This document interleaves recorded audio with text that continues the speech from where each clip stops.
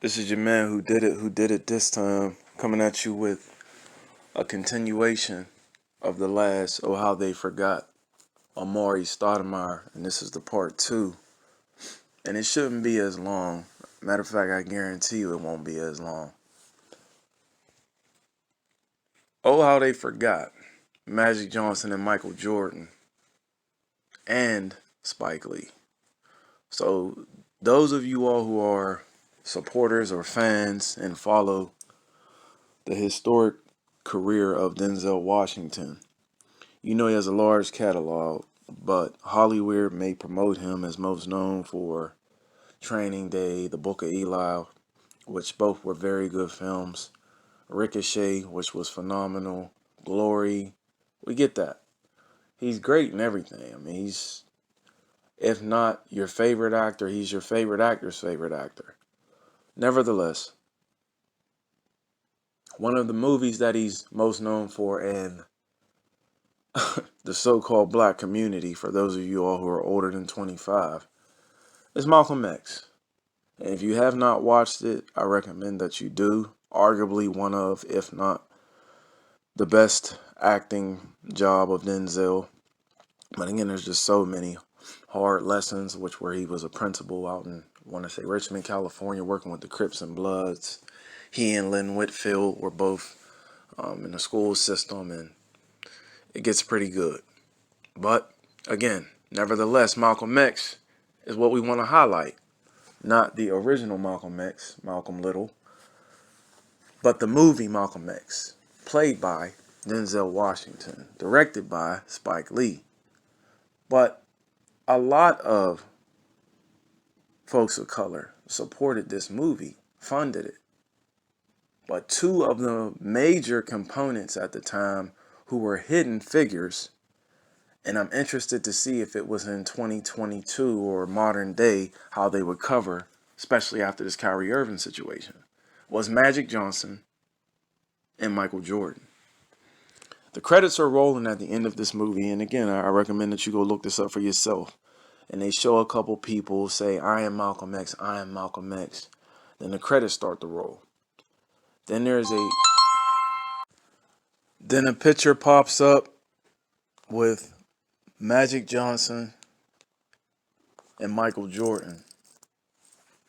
And I remember being a small child and getting excited because those were two of the most polarizing athletes. Magic had just retired from his announcement, and Mike was at the peak of his powers. You know, Mike Tyson, Michael Jackson, Michael Jordan, that was the Mike era, 92, 91.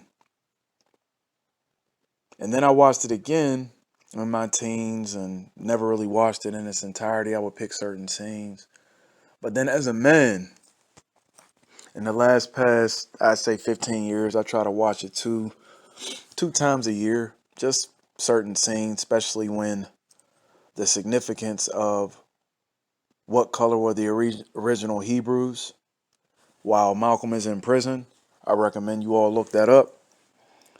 You could hear a pin drop when the priest or the clergy asks Malcolm, just what are you trying to ask? And Malcolm looks up at him, played by Denzel Washington. What color were the original Hebrews? And then he goes on and says, we're not certain. And you already know. But that was back then. And it caused me to start to play with my mind a little bit. If Magic and Michael was in 2021, 2020, 2022, and so on, would they have been in hot water like Kyrie Irving? And we can even switch gears. A couple days ago, there was a so-called holy day, holiday, holiday, Halloween. A lot of you brothers still watch horror movies, especially when you're not enlightened.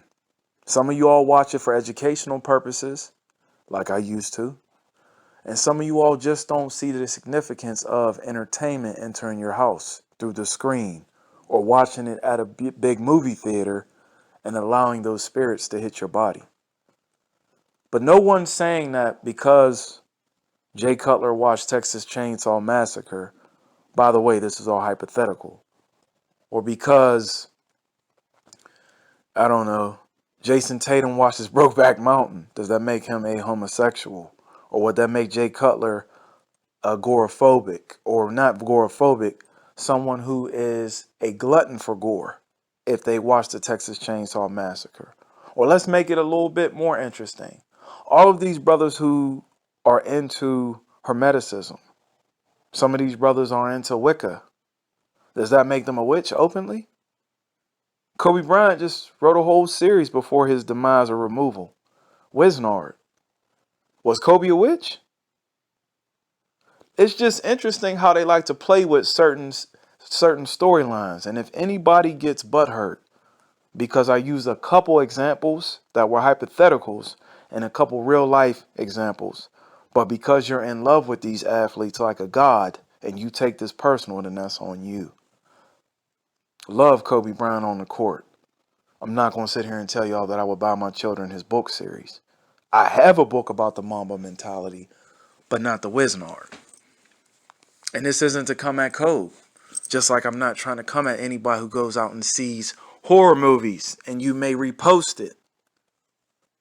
Does that make you a person who's into slasher movies? Are you a slasher?